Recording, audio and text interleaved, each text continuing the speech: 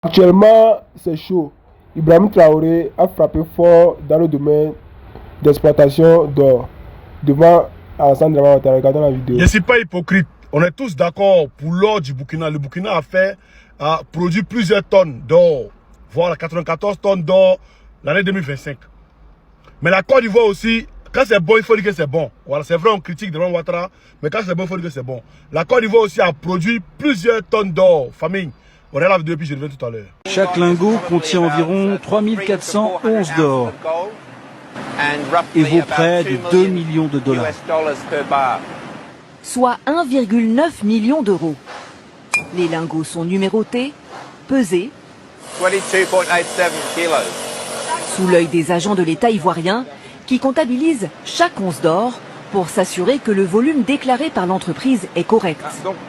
Car l'État ivoirien touche 8% du prix de l'or produit sur ce site, ce qui correspond à environ 45 millions d'euros sur une année.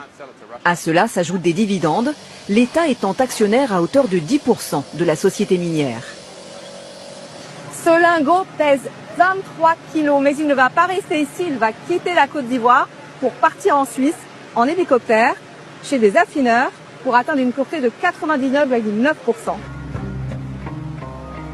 Scellés puis expédiés, ces lingots finiront dans les coffres des banques centrales. Et si l'exploitation... Voilà, la Côte d'Ivoire a produit plusieurs tonnes d'or, comme je le disais, mais ça n'appartient pas aux Ivoiriens. La Suisse, c'est-à-dire l'entreprise qui est venue extraire l'or là, et ils prennent 92% et la Côte d'Ivoire à 8%. Je répète, et ils prennent 92% et la Côte d'Ivoire à 8%. C'est pourquoi ils ont combattu le président Laurent Gbagbo. Parce qu'ils voulaient 50-50. C'est pourquoi ils l'ont combattu. L'or du Burkina appartient aux Burkinabés. L'or du Mali appartient aux Maliens. Mais l'or de la Côte d'Ivoire appartient aux multinationales, appartient aux Européens. Ça n'appartient pas aux Ivoiriens. Les Ivoiriens souffrent. Le loyer est devenu cher. C'est-à-dire, c'est quand je vous explique, peut-être que vous ne comprenez pas. Hein. Je dis, quelqu'un vient dans ta maison.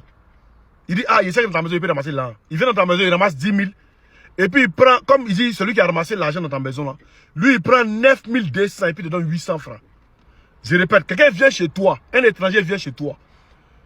Tu lui donnes à boire, tu lui donnes à manger et tout, tu lui donnes une maison où il dort. Et puis il cherche dans ta maison, il ramasse 10 000, il dit, ah, il a ramassé 10 000 dans ta maison. Hein.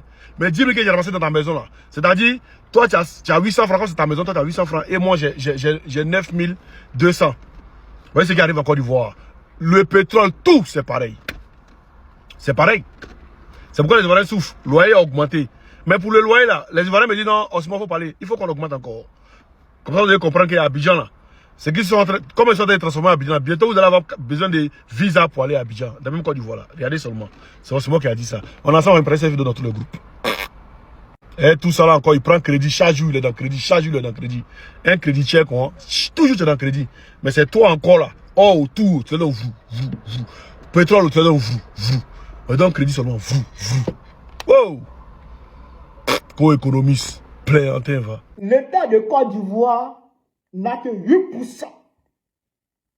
8% dans l'exploitation de la mine d'or de Tchima, à Séguéla, ma région natale, la région natale de votre général Yoroman.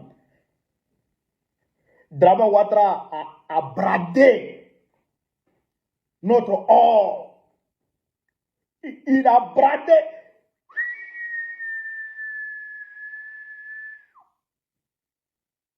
C'est notre or là que Dramane Ouattara donne aux gens comme ça. Mais comment un homme qui est homme, qui a un cerveau, qui vit, qui respire, qui n'est pas esclave de salon, qui n'est pas toutou, qui n'est pas pantin, qui n'est pas caniche, qui n'est pas vassal, comment peut-il brader son or comme ça? 8%. Les gens prennent 82%. Pardon, 92%. Les gens prennent 92%. Et toi, tu prends 8%.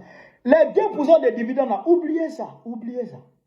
Parce que normalement, ces dividendes-là doivent aller dans les services sociaux de base, d'accord, pour aider les populations à avoir de l'eau, aider les populations à construire des écoles pour les populations, construire des hôpitaux pour les populations, transporter les populations de Tchéman vers Ségala, les ramener. Or, tout ça n'existe absolument pas. Donc, les 2%, oubliez ça. L'État ivoirien est tentationnel de 8%. C'est ça qui est la réalité. L'État ivoirien n'a que 8% dedans dans l'exploitation de l'or.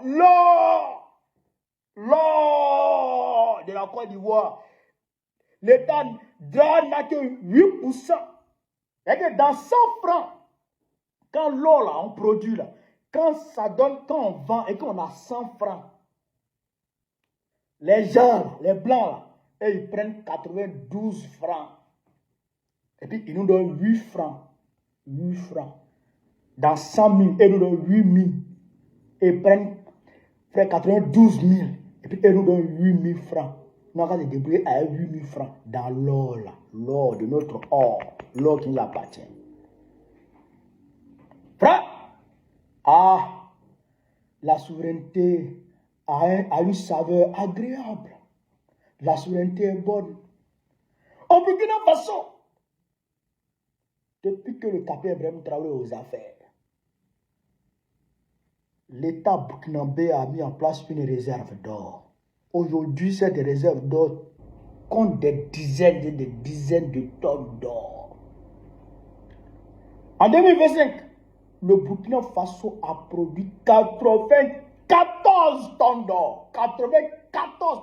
Et puis la gestion de l'or burkinabé est contrôlée nettement, mais littéralement, par le capitaine Ibrahim Traoré. Tu ne peux pas venir donner 8% pour arrêter d'apprendre 92 000. Dans 100 000, tu prends 92 000. Et puis là, tu donnes 8 000. Pourquoi? Dans son or, sur sa terre. Et puis c'est la même chose dans le pétrole. Le gisement baleine. Oh, on dit on a 10% là-bas aussi. Oh, en réalité, c'est les mêmes 8%. Le gisement baleine que les Italiens, l'entreprise Eni, on dit entreprise italienne, en réalité Eni là. En Côte d'Ivoire là. Frère, c'est la France qui est derrière. On sait ça. Tu ne peux pas venir exploiter la Côte d'Ivoire sans l'aval de la France. Entreprise occidentale qui vient en Côte d'Ivoire sans l'aval de la France, c'est chaud. Peut-être la Chine ou les États-Unis. Non, tu ne peux pas. C'est la France qui est derrière tout ça. Le cacao, c'est pire. Le cacao. Dans la chaîne de valeur du cacao, là. Mais ceux qui souffrent plus, c'est les planteurs. Mais les planteurs ne perçoivent que 6% de la production totale du cacao. La production annuelle du cacao, les planteurs n'ont que 6%. 6%. Allez-y voir, aujourd'hui au Niger, le président Tiani a pris le contrôle de l'exploitation de l'uranium. Somaï est contrôlé totalement par le Niger. Orano, Faoua. Allez-y voir, au Mali, l'entreprise de lithium, le Mali a 35%. 35%. 35%. Les Chinois ont 65%. Le Mali détient 35%. Oh, c'est les Chinois qui sont venus tout installer.